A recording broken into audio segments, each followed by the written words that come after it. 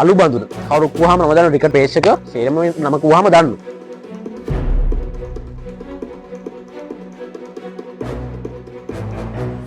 අලු බඳුන ක්‍රිකට් තරඟාවලිය මේ දවස්වල දැන් ඕස්ට්‍රේලියාව හා ඉංග්‍රීසි අතර පැවැත්වෙනවා. මේකට තුන්වෙනි තරඟයත් ඕස්ට්‍රේලියාව ජයගෙන තියෙනවා. 2015න් පස්සේ තාම එංගලන්තය අලු බඳුන තරඟාවලිය ජයග්‍රහණය කරගෙන නැහැ. අපි බලමු මේ අලු බඳුන ක්‍රිකට් තරඟාවලියට අලු බඳුන කියලා නම හැදුනේ කොහොමද කියලා.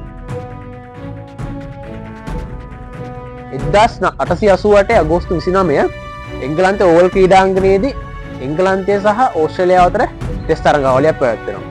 මුලින්ම පන්දුර පහර දෙන ඕස්ට්‍රේලියාව ලකුණු 63කට සීමා වෙනවා.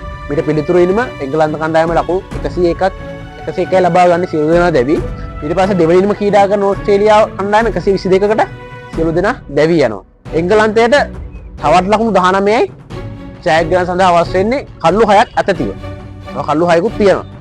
මේ අතර මේ තරඟාවලියේ කැපී පෙනෙන පන්දු යවනවා ෆ්‍රෙඩි ස්ප්‍රොත්. පළවෙනි ඉනිමේදී කල්ලු 7ක් දවා ගත්තා. දැන් මොහු අතේ තමයි පන්දුව තියෙන්නේ. මොහු හොඳට පන්දුව දෙපැත්තම දෝලනය කරන්න මේකෙන් දෝලනය කර හැකි දක්ෂ පන්දු යවන්නේ.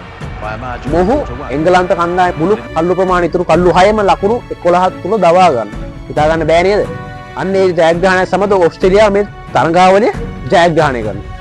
මේක බලන් හිටපු ප්‍රේක්ෂකයන් කොච්චර ප්‍රෙෂරයක් තියෙනවද? මේ ප්‍රෙෂර් එක ගැන කිව්වොත් එක ප්‍රේක්ෂකයා තමන්ගේ අතේ තිබුණු උඩමිට ඉවර වෙනකම්ම හපලා දිනනවා. මේ තරඟාවලියත් එක්ක ප්‍රේක්ෂකයා කෝපයෙන් ඉඳලා තියෙන එංගලන්ත කණ්ඩායමත් එක්ක මේ පුද්ගලයා පත්තරට ලියන මෙන්න මෙහෙම.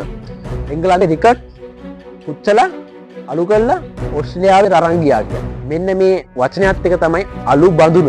අලු බඳුන තරඟාවලිය රටවල් අතර දැන් ලොකු කම්පිටිෂන් එකක් අවුරුදු 140කට කිට්ටු වෙන්න පැවැත්තුනේ. මේ තරඟාවලිය විරේ උනේ ෆ්‍රෙඩි ස්පොත් දක්ෂ පන්දු යවන්නෙක් ලකුණු 34කට මම තරඟාවලියේම ලකුණු 34කට කළු 14ක් දවා ගත්තා. මෙන්න මේකයි පුතේ අලු බඳුන ක්‍රිකට් තරඟාවලියේ ඉතිහාසය. අපි සහ තව අප්ඩේට් වලින් හම්බෙමු.